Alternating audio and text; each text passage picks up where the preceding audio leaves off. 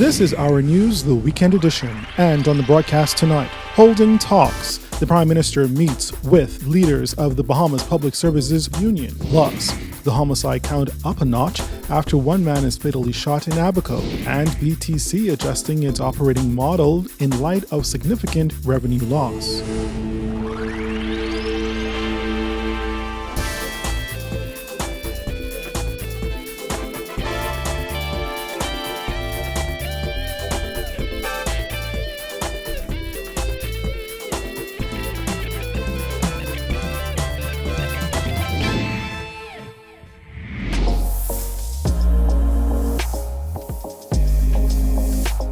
Our news is brought to you by Alive.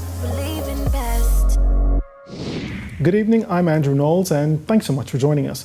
Prime Minister Dr. MINNIS and members of his cabinet met with leaders of the Bahamas Public Service Union at police headquarters this morning. Today's meeting follows a BPSU-led march from Market Street to downtown Nassau, where hundreds of disgruntled government workers protested outside Cabinet Office. The BPSU is pushing for a $1,200 lump sum payment for its members ahead of the start of the new school year. The BPSU simultaneously held a march in Grand Bahama where workers marched from the office of the Prime Minister to the Rand Memorial Hospital.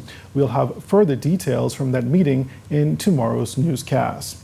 In other news, police in ABACO are investigating this country's latest homicide after two men were shot, one fatally, in a home on that island overnight. Officers received reports of gunshots being fired at a residence on Breadfruit Street in Marsh Harbor shortly after 3 this morning. When police arrived on the scene, they met a male with multiple gunshot wounds and another male suffering from a gunshot wound to the leg. Now, from initial investigations, police believe a third male would have entered the home and shots were fired. While details are still sketchy, officers are appealing to anyone with any information on this latest incident to contact the Marsh Harbor Police Station at 367-3437, 367-2560, CDU in Grand Bahama at 350-3108 or 9, or call the nearest police station.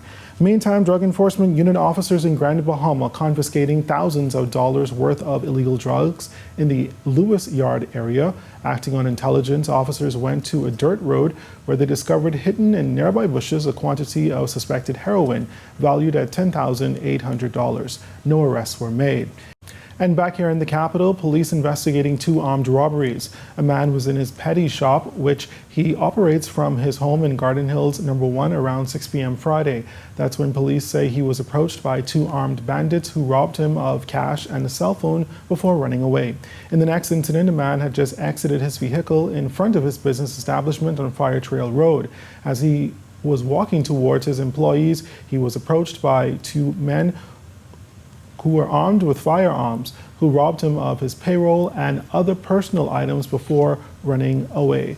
Police investigations continue.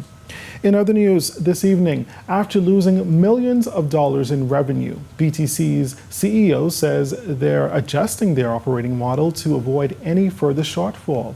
With more, here's Jillian Gray. Just 1 month after leaders of the BTC unions called for the company's CEO, GARFIELD SINCLAIR, to resign, SINCLAIR insisted that the company's relationship with the union has turned a corner. After all the heat and light that's occurred around this issue over the last couple of weeks or so, I would say we're in a positive place. We've actually managed to secure 2 industrial agreements that had been outstanding for 2 years now, but we finally got those agreements. We consulted with them on the VSEP and finally got their sign-off on moving ahead with it. So again, I'm cautiously optimistic about where we are. Bahamas Communications and Public Officers Union President Dino Roll led a protest of workers in July after negotiations over the company's VSEP exercise hit a stalemate. While the union wanted a $19 million settlement, the company was not budging past $12 million. SINCLAIR said they have addressed that issue and are trying to form a strong partnership despite their differences. One of the things I'm determined to do is forge a real partnership with our unions. I want change change the narrative around unions and union representation completely. That's what I've said from the start. I want to prove that working with unions, we can make our business the best operator in the region, best in class.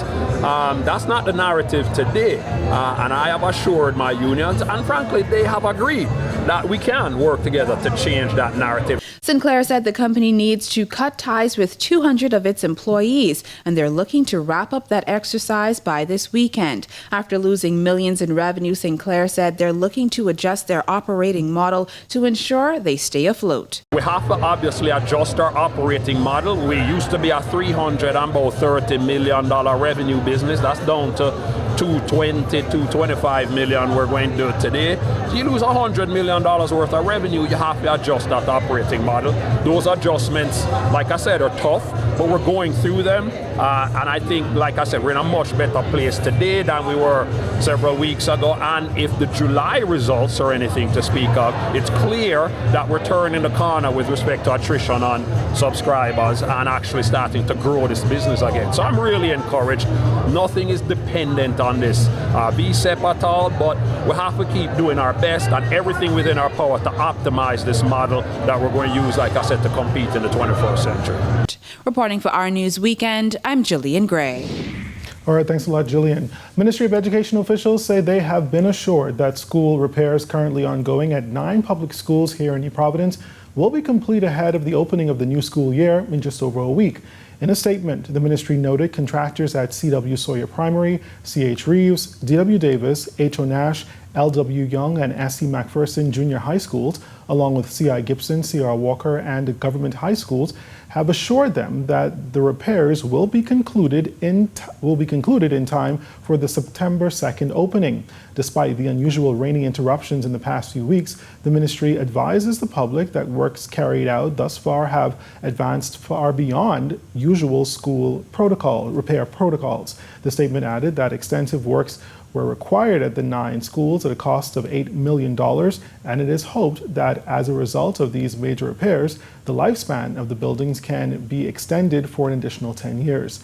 The ministry says every effort is being undertaken to ensure schools open on time and will keep the public updated regarding progress being made.